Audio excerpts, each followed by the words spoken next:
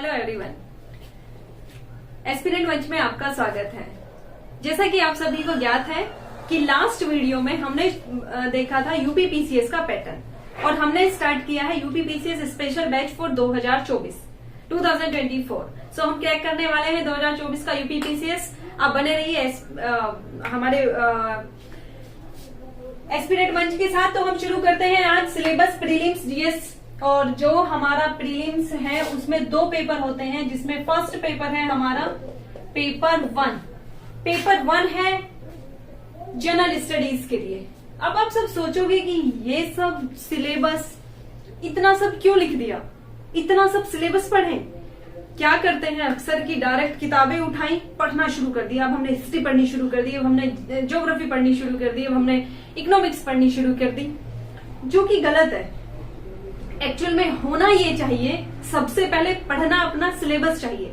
अगर आप किसी भी एग्जाम की तैयारी कर रहे हैं तो सबसे पहले आपको ये पता होना चाहिए कि आपका डिटेल्ड सिलेबस क्या है, सिलेबस में है क्या। जैसे कि मैं आपको एक एग्जांपल दूं कि अगर आप किसी युद्ध पे जा रहे हो और आपको मैप ही नहीं पता, वहां का नक्शा आप नहीं जानते हो कि हमें कौन कौन से रास्तों पर जाना है, कब हमें टर्न लेना है, क्या क्या हमें ध्यान रखना है कि हमें इस जगह जाना है, तो आप कैसे पहुंच पाओगे। आप तो युद्ध में जाने से, लड़ने से पहले युद्ध हार गए।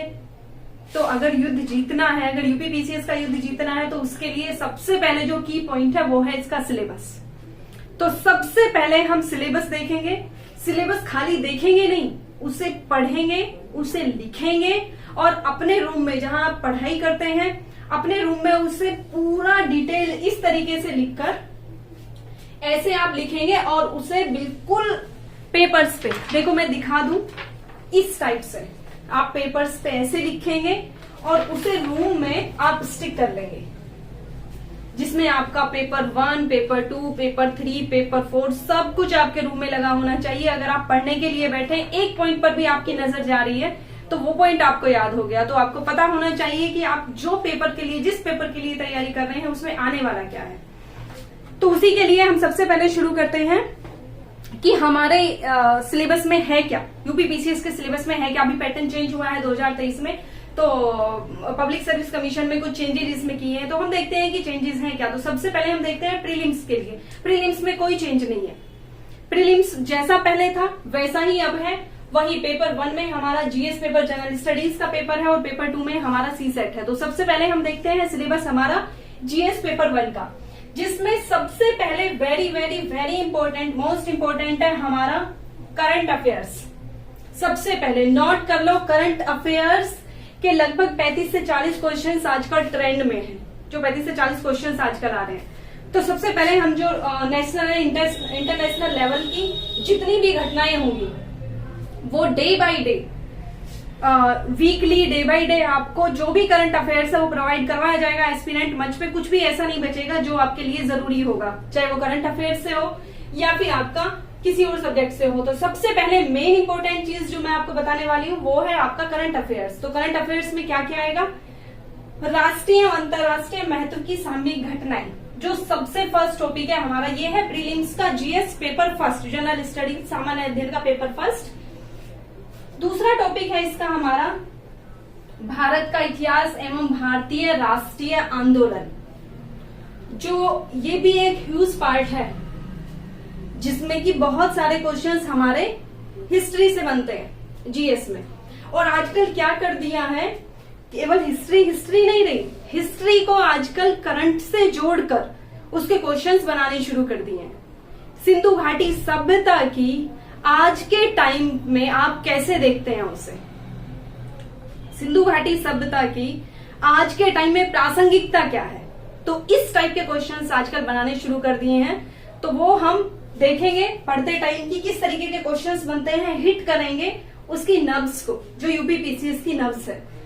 तीसरा हमारा जो टॉपिक है, इतिहास में बहुत सारी चीजें आती हैं, जैसे इतिहास के राजनीतिक पक्ष, आर्थिक पक्ष, सामाजिक पक्ष, स्वतंत्रता आंदोलन के टाइम की घटनाएं, जो भी है वो हमारी इसमें आती हैं। थर्ड पॉइंट है हमारा भारतीय राजनीति एवं शासन, संविधान, राजनीति व्यवस्था, पंचायती राज, लोक नीति, आधिकारिक मुद्दे, ईटीसी, यानी कि आधिकारिक मुद्दे इट मीन्स राइट इश्यूज जो भी हैं हमारे, यानी ये पॉलिटिकल पार्ट है।